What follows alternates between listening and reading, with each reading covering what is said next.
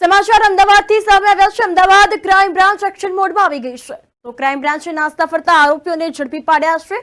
આ અંતર્ગત છેલ્લા 5 વર્ષથી બળાત્કારના ગુનામાં નાસ્તા ફરતા આરોપીને ઝડપી પાડ્યા છે। આરોપી 2018માં સોલા વિસ્તારમાં તેની સાથે મજૂરી કામ કરતી રીના મડિયા ભાભોર સાથે પ્રેમ સંબંધ બંધાયેલ અને પુખ્ત ઉંમર ન હોય છતાં ભાગીને લઈ ગયો હતો। આજ દિન સુધી આરોપી પકડાયો નહોતો અને મહેસાણા તથા અમદાવાદ રહેતો હતો। છેલ્લા 15 દિવસથી અમદાવાદ અશોકા ઇન્ડસ્ટ્રીયલ અંદર મજૂરી કામ કરે છે અને રીના સાથે લગ્ન કરી લીધા છે। આરોપી અમદાવાદ સોલા હાઈકોર્ટ પોલીસ સ્ટેશનમાં ગુનામાં વોન્ટેડ હતો તેમજ આગળની કાર્યવાહી કરવા સોલા પોલીસ સ્ટેશન સોંપવામાં તજવીજ કરેલ છે।